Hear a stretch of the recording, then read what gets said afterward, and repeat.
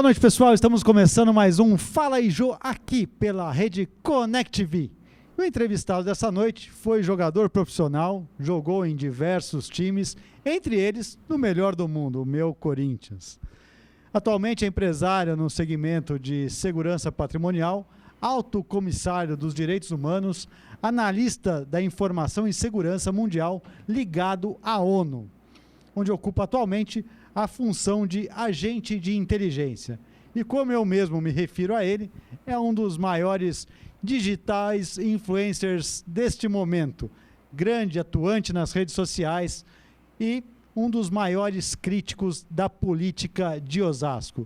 César Parra, seja muito bem-vindo aqui ao Fala aí, Jô, dessa noite. Boa noite, Jô. Boa noite a todos os nossos ouvintes e também internautas, né? É um prazer estar aqui e é um prazer até estar na sua frente, porque eu sou muito fã do seu pai. Isso, ninguém vai tirar isso de mim. Obrigado pelo convite. Maravilha, eu que agradeço a sua presença aqui, os nossos contatos, e realmente deu certo essa semana. César, vamos começar falando o básico. Quem é César Parra? O César, eu já estive aqui várias vezes, né? Sou ex-jogador de futebol, sou morador de Osasco há 55 anos, né? É lógico que durante o período que eu fui jogador, eu me ausentei da cidade por motivos profissionais. Eu sou alto comissário de direitos humanos, ligado à ONU também, e também tenho uma função de agente de inteligência na Agência Mundial de Inteligência. E poucas pessoas falam assim, mas por que ele sabe muito? Porque a minha função é ter a informação como modo de viver. Hoje eu faço da informação o meu modo de vida. É o sustento da minha família, além da minha empresa, lógico, que trabalha no segmento de segurança patrimonial. Então, eu sou aquela pessoa que vive os anseios do munícipe, vive as preocupações do munícipe, mas sempre com um olhar mais atento do que a maioria. Este é um pedacinho do César Parra. Maravilha. E vamos começar falando da parte mais gostosa. Vamos falar um pouquinho de futebol. Você foi jogador, jogou, né, no Corinthians, entre outros times, e hoje a gente vê aí que, né, hoje já um pouquinho menos, mas até um certo tempo atrás, de cada 10 meninos, 10 queriam jogar futebol, né? E hoje a gente tem um número menor de meninos querendo ser jogador, mas temos um grande número de meninas também. Como você vê a evolução do futebol e como foi a emoção de jogar no seu time do coração? Coincidentemente, você falando do futebol, eu vou falar uma coisa para os internautas. Eu morava aqui no Lasquinha, teve uma época que eu morava aqui no Lasquinha, e o meu pai sempre falava assim, a gente era de família muito humilde, muito pobre, essa é a realidade, meu pai falava assim, para com esse negócio de jogar futebol, para que isso aí não vai nada, você vai ter que comer bola, porque meu pai não tinha uma formação cultural muito boa, era uma pessoa ríspida, mas que soube educar os filhos. Então hoje eu vejo essa evolução, justamente isso, era o meu sonho. Eu, graças a Deus, consegui realizar o sonho que eu acho que 99% dos garotos do Brasil querem realizar. É lógico que o futebol, ele cresceu financeiramente. Hoje um garoto, ele desponta com 10, 12 anos, ele já tem empresário. Na minha época não, na minha época a gente jogava por amor. Então, a emoção, principalmente do César, de um menino pobre realizar o sonho de ter jogado no Corinthians, eu vou falar uma situação que aconteceu, que até os internautas não sabem. Teve um jogo, Corinthians e Portuguesa de Desportos. Do outro lado estava o Edu Marangon, tudo. E quando eu fui subir o túnel do Morumbi, só quem foi jogador sabe disso, e eu olhei assim, na escada, para subir para o estádio, aquele Corinthians era um negócio fora de série. Aí eu vi na minha frente Hugo de Leon, Vladimir, Dunga, Zenon, Vladimir, o goleiro era o Carlos naquele dia, aí tinha o Valdir Pérez. Então, foi tão forte aquilo que eu cheguei a passar mal. Tiveram que trazer água para mim, retardar um pouquinho de subir. Então, este sonho que a garotada luta hoje, eu realizei lá atrás. Só que, infelizmente, naquela época, o poder aquisitivo era muito aquém do que é hoje. Entendeu? Eu, particularmente, eu sempre falo isso com meus amigos, Jô. Se eu tivesse jogado o futebol que eu jogava antigamente, hoje, eu seria um homem milionário. Com toda a certeza do mundo, eu falo isso porque eu me conheço. Mas eu espero que o sonho que eu tive e foi realizado, muitos garotos, principalmente de Osasco, consigam alcançar. Hoje nós vemos aí cifras absurdas, né? Alguns jogadores que talvez não estivessem nem numa posição intermediária no futebol de alguns anos atrás e hoje estão aí, despontam com salários de 100 mil, 200 mil, quer dizer, eles falam de salários como se fosse uma coisa... Eu vou te fazer uma pergunta, agora vou te fazer uma pergunta como torcedor e como amigo. Hoje você não vê mais um jogador que bata bem na bola. Qual jogador se compara a bater na bola com o Zenon?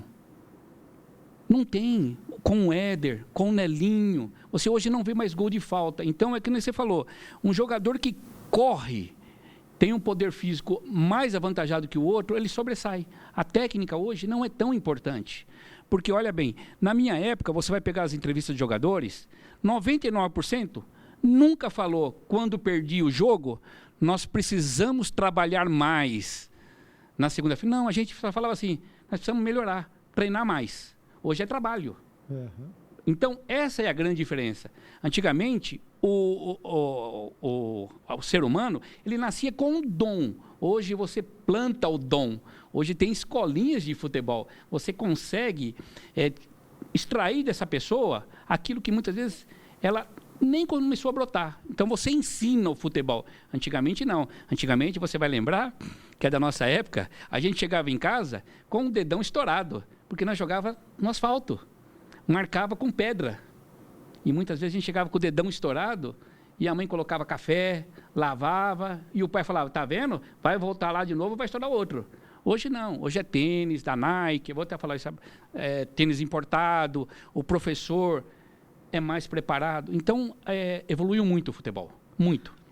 Talvez tenha evoluído por uma parte, mas por outra, realmente é o que você falou, né? Esses dias eu estava assistindo um jogo com os meus filhos e eu estava falando para eles há quanto tempo a gente não vê um gol de falta. Foi o que você colocou.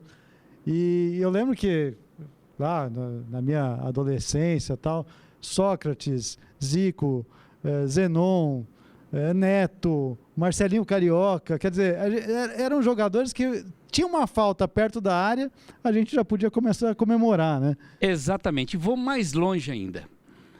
Antigamente o que o goleiro mais fazia era encaixar a bola. E as bolas com menos qualidade que tem hoje. Hoje você não vê mais nenhum goleiro segurando a bola. Ele já espalma para a lateral. Mas antigamente o cara chutava, ele fazia de tudo para encaixar. E quando o goleiro dava rebote, você não imagina o que acontecia com ele no vestiário. O que a gente xingava os goleiros. Agora hoje você vê, o goleiro ele traz uma luva que a bola bate e gruda. Mas mesmo assim, ele não segura. E se você observar, a gente que já jogou futebol, e a gente é um pouquinho mais crítico do que as outras pessoas, a bola vem em cima do goleiro, ele faz toda uma encenação. Aí eu comento sempre com o meu genro, que ele é palmeirense, tinha que ter um defeito. Eu falo assim, ó, vai bater o escanteio e vai ser gol. Aí ele fala, que boca você tem? Eu falei assim, não é, porque a bola veio no meio do gol, ele sabe que tem a televisão. Antigamente era uma só câmera o jogo inteiro. Hoje tem, todo lugar tem câmera. Então ele sabe que ele está sendo filmado, ele sabe que ele tem que chamar mais atenção. Então, realmente, o futebol evoluiu nesse lado. Mas, tecnicamente, eu acho que quem viveu, não é saudosista não, mas quem viveu um grande pedaço da história do futebol, principalmente na época que eu vivi da democracia, porque eu olhava para as pessoas que jogavam comigo, ou que eu tive a oportunidade de treinar, eu olhava o Sócrates, eu olhava o Zenon, eu olhava o João Paulo, que jogou no Santos, eu olhava o Carlos da seleção, o Edson, que era o titular, muitas vezes da lateral direita, e eu ficava observando. E hoje você não vê mais o jogador que vai no fundo, você não vê mais aquele volantão, fora do Palmeiras, que eu gosto do estilo dele, mas hoje você, como você falou, cadê um gol de falta? Cadê um escanteio bem batido? Porque você pegar antigamente, o que mais tinha é gol olímpico. O rapaz fez um gol olímpico, foi enaltecido durante dias. Mas é bom falar sobre futebol, adoro falar sobre futebol. É um assunto interessante, que é uma paixão nacional e não deixa de ser, né? Bom, vamos falar um pouquinho agora, começar a entrar no teu lado mais profissional atual. Você, mexendo atualmente com direitos humanos ligado à ONU, como funciona esse trabalho? Na verdade é o seguinte, hoje, como eu sou alto comissário de direitos humanos e tenho uma posição de agente de inteligência, hoje o nosso foco, principalmente nesse momento, é sobre o tráfico de órgãos. Então a gente tem em outros países pessoas iguais a mim, né, que são agentes também. Nós temos um determinado local que a gente costuma se reunir ou conversar sobre isso para ter isso aí. E nisso sai-se um relatório, nós enviamos para a ONU, através da organização que a gente trabalha. E é importante esse trabalho. Eu não trabalho basicamente nos direitos humanos relacionado a quem comete crime, essas coisas. Aí é um outro pessoal que já é diretamente ligado a isto. Então, mas voltando justamente isso aos direitos humanos, eu trabalho nessa área também de corrupção. Porque a corrupção, queira ou não queira, ela está diretamente ligada aos direitos humanos e dos humanos. Porque quando você faz qualquer time no ato de corrupção, seja no desvio da saúde, na segurança pública, você está atingindo o ser humano. Principalmente naquilo que ele mais priva, que são seus direitos.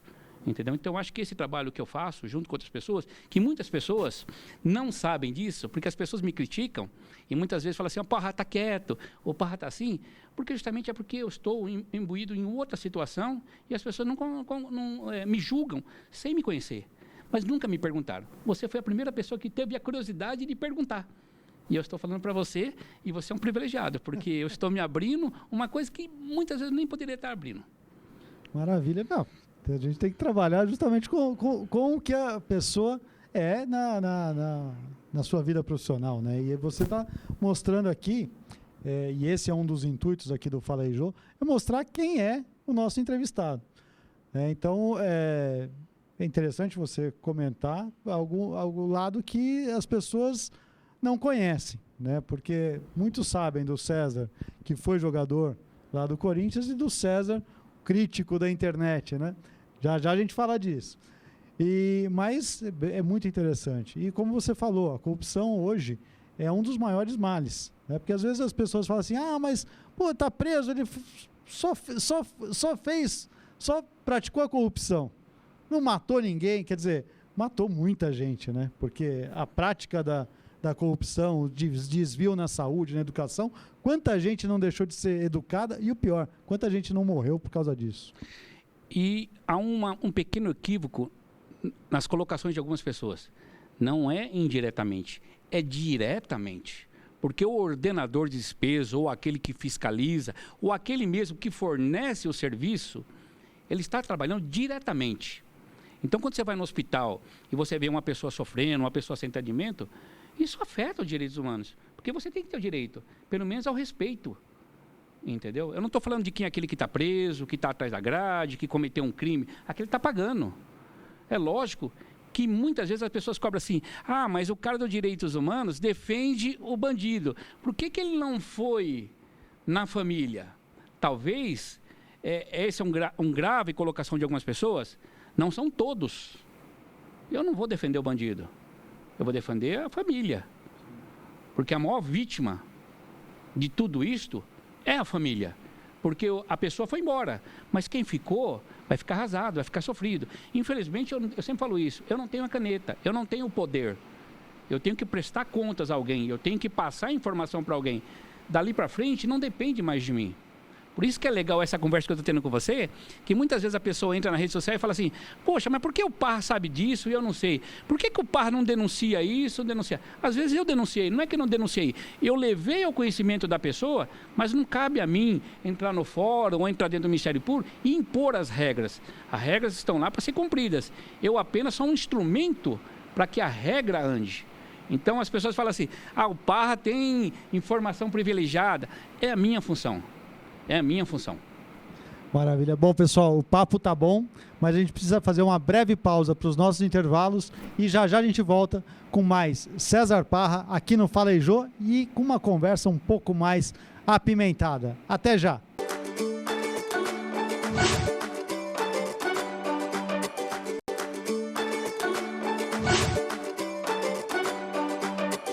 Estamos de volta com o Fala aí, Jô, dessa noite, onde o entrevistado é César Parra, que foi jogador de futebol, mas hoje é empresário no ramo de segurança, mas também um dos maiores críticos políticos das redes sociais. César, vamos falar um pouquinho agora de política, de eleições. Você se destacou há um tempo atrás criticando as urnas eletrônicas e a segurança das eleições. Por que dessa crítica? Poucas pessoas sabem, mas durante 3 anos e 6 meses eu participei ativamente da fabricante das urnas, Diebold Procomp. Eu era o responsável pelas investigações externas. Ou seja, eu era uma pessoa privilegiada que tinha acesso às informações, tinha acesso aos técnicos, tinha acesso aos engenheiros de software e eu tinha toda a informação, tanto de urnas como de caixas eletrônicas.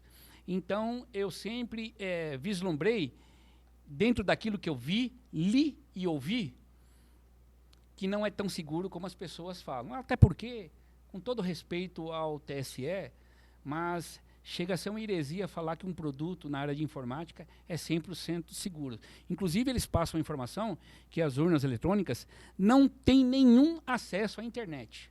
Não, não é verdade. Em determinado momento, principalmente quando as urnas são abastecidas através dos seus flashcards, esses flashcards estavam no JEDI, que é um computador que recebe via intranet essas informações dos candidatos e também depois envia as informações após a eleição. Então, nesse determinado momento dessa informação chegar, então existe essa internet, existe uma ligação com a internet. E eu acho uma fragilidade muito grande, entendeu? E principalmente, eu vejo assim, não existe nada seguro no mundo, quando o homem, ele gere as coisas, ele administra as coisas, entendeu? Eu acho que as pessoas falam assim, mas não tem como provar. Eu acho que o dia que o TSE não for o órgão que produz, fiscaliza e julga, porque é o único que aí a gente pode abrir um leque maior. Porque quando você faz uma denúncia sobre uma suspeita ou alguma coisa que você tem em ferro, é o próprio TSE quem vai julgar. Ou seja, só para fazer uma figuração, aquele que mata é o que julga a si próprio. Então, eu acho que deveria ter, assim, a própria sociedade cobrar que existisse uma comissão, que o eleitor fosse mais ouvido, diferentemente dos Estados Unidos. Só para completar rapidinho. Também é um erro muito grave quando a pessoa fala que nos Estados Unidos a eleição não é feita com urna eletrônica. Não, é feito com urna eletrônica. Só que lá é diferente. Lá existem estados. Cada estado decide por si só. Uns são por cédulas, outros pelo meio eletrônico. Inclusive a empresa que fabrica as urnas, que é uma excelente empresa, a Diebold, ela é americana. Então as pessoas não têm esse conhecimento. Só que lá, Jô, se o César Parra gritar, olha, eu estou suspeitando de fraude, para tudo. Lá, o cidadão americano, ele tem voz. Aqui, o cidadão brasileiro, ele não tem credibilidade. Essa é a realidade. E a gente já teve alguns exemplos aí que sempre são colocados, né, sob suspeita, a última mesmo na eleição presidencial de 2014, onde até os 45 do segundo tempo tínhamos um candidato, parou tudo, não saía resultado, de repente apareceu a presidente Dilma reeleita, né? Quer dizer, foi estranho. E o que acontece? Durante um determinado momento, eu fiz várias colocações na internet, principalmente na minha rede social, sobre números. Por que eu colocava números? Porque funciona assim. É uma suposição. Vamos colocar suposição. Você vai me entender, os seus internautas também vão entender. Você vai me contratar para fraudar uma eleição, você vai me pedir para mim. Aí eu vou falar assim, eu quero tanto. É uma suposição. Aí você vai falar, você vai ter que me provar que foi você que fez. E a eleição são números. Eu não posso trazer um eleitor aqui e te falar, esse aqui fez isso. Então eu tenho que te dar alguma coisa bem palpável que você vai enxergar e vai guardar, que vai acontecer na eleição. E eu sempre falo isso, que uma coincidência pode acontecer, 2 coincidências podem acontecer, mas várias coincidências já não passam a ser meras coincidências. Ou seja, eu vou no shopping amanhã com a minha família, eu encontro você lá. É uma coincidência. Eu vou em Carapicuíba no outro shopping, É uma coincidência, eu te encontro novamente. Aí eu vou para Miami, você fica no mesmo hotel. Aí eu volto, vou para Recife, você está no mesmo hotel? Não é coincidência. Ou eu estou te seguindo, ou você está me seguindo. Então eu vejo assim, e as pessoas vão lembrar, que eu acho que é o mais importante. Foi boa essa colocação sobre a Dilma. Uma das bandeiras do Bolsonaro foi que a eleição seria na cédula. Não vai ser mais cédula. E eu vou pedir a todos os internautas, todos que assistem ao programa e aqueles que vão assistir através da minha rede social, que entrem no YouTube e digitem lá, Joyce, acho que é Halfman, a candidata. Antes da eleição, ela fez um vídeo de quase 1 hora, dizendo o seguinte, que ela estava com um hacker que fraudava as eleições na mão, que ele morava em Portugal. O número 1, que ela estava com um hacker. O hacker fazia de tudo, que ela conseguiu capturar. Onde está o hacker? Onde está? Ela levou para a Polícia Federal? Ou depois de eleita, ou depois do Bolsonaro eleito, a urna passou a ser inviolável. Porque você lembra, olha, nós somos contra, ele falava assim. Então eu acho assim que todo produto de informática, ele não é 100% confiável. Ele tem a confiabilidade, tem os programas, ótimo. Mas sempre vai ter alguém mais esperto. Inclusive, várias vezes eu fiz até, para prolongar esse assunto, um pouquinho só, eu falei para o TSE, para umas pessoas que eu conheço, falei assim, ó, faz o seguinte, faz uma campanha. Ó, nós damos 50 milhões de reais, livre de impostos, tudo bonitinho, não vai ser preso, vai ganhar uma estátua em todas as praças de São Paulo, para os hackers do Brasil e do mundo fraudar a eleição e provar que fraudar. Vocês vão ganhar 50 milhões de reais. É melhor do que você investir 1 bilhão para fazer uma eleição. Façam isso, porque uma pessoa que entra na NASA, que entra nos bancos, desvia 1 centavo de cada conta. Será que essa pessoa não tem o poder de capturar o código-fonte? Que um ser humano fez. Um ser humano.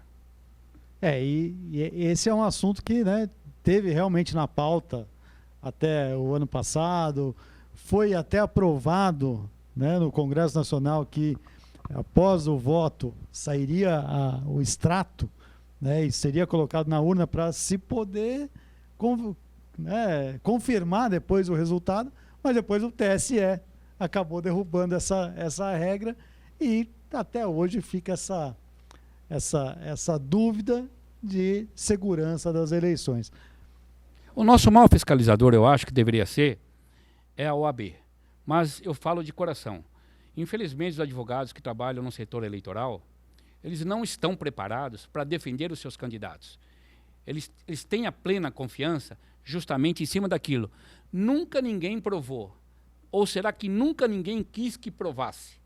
Porque hoje, se você conseguisse provar, você não sairia na rua. Por quê? Espera aí, eu investi 5 milhões numa campanha e fui lesado. Você imagina quantos candidatos vão vir aqui reclamar? Espera aí, eu fui lesado com 10 milhões, 15 milhões. E além do que? A vergonha. Mas quando você assiste aquele filme da HBO sobre a empresa que eu prestei serviço, que eu trabalhei junto, e você começa a ver algumas coisas do Trump, os russos fraudaram a eleição, parece que tem uma pessoa, uma pessoa que fugiu porque teve acesso às informações. Eu acho que um dia eu queria poder conversar, sabe com quem? Com o Palocci. Porque eu acho que o Palocci, o momento dele, sensibilizado, eu acho que ele poderia falar muita coisa sobre a eleição. Entendeu? Eu gostaria de saber se os policiais federais ou os promotores e juízes que fizeram a sua delação perguntaram, não só sobre a Odebrecht, sobre tudo, mas sobre urnas eletrônicas, sobre o porquê que o Marcos Valério, todo mundo lembra, ia constantemente na empresa que eu trabalhei. Eu só tenho essas pequenas dúvidas, entendeu? Chamar um hacker, fica à vontade, vamos dar essa oportunidade, porque para nós é ótimo, para mostrar realmente a lisura, entendeu? Mas quando você ouve o rapaz responsável pela área de informática do OCS falando assim, a gente, quando o cara pergunta, olha, e se tiver fraude? A gente não trabalha com essa hipótese. Peraí, como não trabalha? qualquer pessoa que trabalha na área de informática, eu trabalhei na área de informática, eu sei que você tem que estar preocupado. Quando você compra um cartão, você vai pegar o cartão no banco, vai pegar o cartão no banco, a primeira coisa, a senha é intransferível. Qualquer coisa que você receber diferente, peraí, como é que o cara clonou meu cartão? Como é que ele teve acesso? Como é que ele teve acesso? Nós tivemos agora aí os telefones todos grampeados, as pessoas tendo... Hoje, infelizmente, a internet, ela trouxe essa vulnerabilidade para o ser humano. Você anda com medo. Por quê? Porque você, muitas vezes, todos os seus dados estão num aparelhinho. Quando você sai de casa, Jô, você fala, peraí, com todo respeito ao internauta, peraí, estou sem camisa. Quando você esquece o celular, não é isso ou não? Peraí, está me faltando alguma coisa. Você não passa o dia. Então, hoje, a informática, a internet, faz parte da vida. Então vamos tentar dar um pouquinho mais de confiabilidade ao eleitor brasileiro. Maravilha. Bom, estamos chegando no fim, mas ainda tem assunto para falar. Vamos falar agora de redes sociais. Você é um grande atuante nas redes sociais e um grande crítico da política, principalmente a política municipal aqui em Osasco.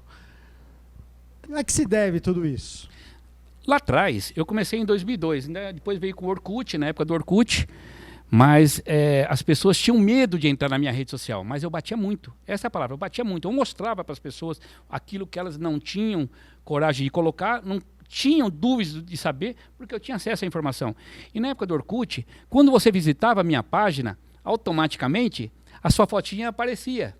O Facebook, ele trouxe essa inovação, ou seja, a pessoa entra na sua página, ela lê, mas ela não comenta, mas ela lê. Ela lê. E o que acontece? A rede social Facebook, ela trouxe uma força maior. Eu acredito que em Osasco, as pessoas sempre falavam, César, você vai morrer, você vai morrer, você vai morrer. A própria minha família cobrava isso. E graças a hoje, eu dei voz para algumas pessoas, para dizer várias pessoas. Mas, infelizmente, Jô, tem muita gente ruim, muita gente que roubou Osasco, tem pessoas que pensam em roubar Osasco, no sentido de entrar para a política, de se aproveitar do conhecimento, de fazer coisas para se enaltecer, e com isso os políticos têm medo. Eles vêm trabalhar comigo, João, vem trabalhar comigo, César. Então tem muitas pessoas ruins, mas tem muita pessoa boa. Isso eu falo abertamente, que eu vejo alguns vídeos, eu vejo, essa pessoa tem boa intenção. O importante é isso, é você levar informação, uma informação verdadeira, mas também levar a sua informação, ou seja, quem você é. Eu sou o cara que sou mais criticado, eu sou o cara que... Eu já fui de milionário a pobre em 15 segundos. Eu sou o cara que tem mais denúncia, que mais as pessoas denunciam em fórum, na Polícia Federal, na Receita Federal, sou eu. Mas eu sempre falo isso, eles estão batendo em aço. Eles deviam ter perguntado, César, quem você é? O que você faz? Como é que você vive? Porque a pessoa que me vê andando de carrão importado, ela não sabe. Ela acha assim, ele foi jogador, foi uma porcaria de jogador. Eu fui uma porcaria de jogador? Não, eu joguei no Corinthians. Só para as pessoas verem, eu joguei no Corinthians. Pouquinho, mas joguei. Entendeu? Então, as pessoas têm que perguntar. Que nem você perguntou para mim. Ou se a pessoa perguntar, quem que é o jogo, quem que é o fulano? Se eu souber, eu vou falar. Mas vou falar a verdade. Porque é legal você conviver com a verdade. Sabe por quê? Porque quando a mentira vem, ela bate e volta. Volta contra a pessoa. Porque eu sempre falo isso. Eu sei tudo de todos. De muita gente. Não de todos. Eu sei do passado, e o passado pode interferir no seu futuro. Então, antes de mexer comigo, pensa um pouco, pergunta. Não acusa, pergunta. E como você falou, né? Você sabe de muitos, mas não de todos. E quer dizer, aí alguns ficam com medo de estarem entre os muitos, né? Exatamente, principalmente os políticos. Por quê? Porque a gente estava até conversando antes, eu falei assim, poxa vida, o que a gente quer para a nossa cidade? O melhor. Eu vivi muito tempo fora, assim, por causa do futebol, então eu vi muita coisa, muita cidade. Osasco não é diferente da maioria dos municípios do Brasil. Todos os municípios, em relação de um ou outro, não tem problema na saúde, não tem problema com corrupção. Só que, João, a gente quer cuidar da nossa casa. Sim. Eu não estou preocupado com Barueri, eu não estou preocupado com São Paulo, eu não estou preocupado. Eu posso até ver os exemplos positivos, mas eu moro aqui. Eu não queria pagar convênio médico. Eu queria pegar o dinheiro que eu gasto de convênio médico, pagar aqui. Porque as pessoas falam assim, eu pago imposto. Talvez eu posso falar assim, eu pago imposto aqui, mas talvez, Jô, você paga 1 milhão de vezes mais imposto que eu. E exige menos do que eu. Você tem o mesmo direito. Mas espera um pouquinho. Se você paga 3 mil de convênio médico, você vai ter um convênio bom. Se você paga 100, você vai ter convênio porcaria. Mas é isso que eu falo para as pessoas. Gente, o importante é a pessoa ter o bom senso na hora da crítica e olhar o passado. Eu sempre olho o passado. Hoje as pessoas falam, César, você não bate no Rogério Lins? Tem muita gente batendo. Eu vou ser só mais um. Eu vou ser mais útil para quem precisa da minha informação. Seja Ministério Público, seja Polícia Federal, seja Receita Federal, ou seja a ONU, ou seja o FBI, ou seja a Interpol. Eu quero ser útil para quem vai ser útil para outras pessoas. Não transformar a minha rede social em algo só para bater em fulano, porque eu vou agradar cicrano. Não, negativo. Eu tenho que agradar a minha família, e ao meu coração e à minha razão. Maravilha. Bom, estamos chegando no fim. César, o ano que vem nós temos eleição municipal aqui em Osasco. Uma pergunta que sempre fica no ar. O César é candidato a prefeito? Você entra na política ou você tem alguma ideia de quem será o nosso prefeito? Eu vou olhar para aquela Câmara. Eu acho que todo eleitor de Osasco deveria aguardar. Está muito longe aí. Parece que está longe, mas está perto, mas está longe para nós eleitores. Para os candidatos, não. Então, eu acho que muita coisa vai acontecer, principalmente com relação àqueles vereadores que tiveram problemas com o Ministério Público. Tem muita coisa que está acontecendo que o eleitor não tem conhecimento e uma hora vai aflorar. Então, hoje, quando eu falo assim, eu vou ser candidato ou não vou ser candidato, eu acho que eu tenho que aguardar. Porque tanto eu como os eleitores, nós estamos numa situação seguinte, se correr, o bicho pega, se ficar, o bicho come. Então, a gente quer aguardar. Porque, de repente, pode vir uma mão salvadora aí e mudar um pouco esse cenário. Porque mudar 100% não vai mudar, mas mudar e vai aguardar. Então, eu acho prematuro, da minha parte, falar que eu vou ser candidato. Que eu tenho vontade de ver minha foto na urna? Tenho, mas a foto na urna mesmo, não aquela urninha que eu montei e coloquei minha foto. Realmente eu tenho vontade. Mas eu sempre falo isso para as pessoas, só para complementar um pouquinho. Como é que um vereador que gasta 400, 500, 600 mil e fala depois que para o TSE que gastou só 100, 50, e o TSE acredita, mas a gente sabe que não, a conta não bate. Ele vai vender o seu coração, a sua razão e os seus passos. Porque se você multiplicar os salários, não dá. É a mesma coisa um prefeito, quando ele fala, ele gasta 20, 30 milhões. Como é que o prefeito que vai gastar 20, 30 milhões não vai receber? Alguém vai cobrar essa conta. E eu não quero que essas pessoas cobrem de mim. Porque se eu falo tudo o que eu faço, e de forma bem clara, como é que eu vou gastar mais do que eu vou ganhar? Se fosse para fazer isso, eu abriria uma associação de filantropia. Eu não precisava ser vereador ou ser prefeito. Maravilha. Bom, César, o papo foi muito bom, mas o tempo passa rápido, né? O tempo hoje passou como um supersônico aqui. Foi muito rápido, o programa muito rápido. Sem palavras. Jô, obrigado. Sempre estarei à disposição. Um beijão no pai. Tá? Beija todo dia o pai. Porque meu pai não está presente, eu sei o quanto que ele faz falta. E eu sei a inteligência do seu pai. Outro dia eu estava assistindo o programa. Dá um beijão nele no meu nome, no nome da minha família. Entendeu? O respeito que eu tenho pela família Antiori em Osasco. Queria que você estivesse na política, entendeu? Mesmo você estando indiretamente, agora eu falo diretamente, mas o nome Antiori é um nome forte. Nós precisamos de pessoas assim. A pessoa é nova, não é nova na idade. Eu acho que nova na mentalidade. A pessoa, ela conseguiu passar os anos e amadurecer e ficar nova em todos os sentidos. Um grande abraço em você, obrigado e um beijão no pai. Obrigado, Sérgio, obrigado pela presença. Bom, pessoal, quem sabe, né? Bom, pessoal, o programa fica por aqui. Até a semana que vem, que a gente volta com mais uma entrevista super interessante aqui no Fala aí Jô, pela rede Connect TV. Até lá!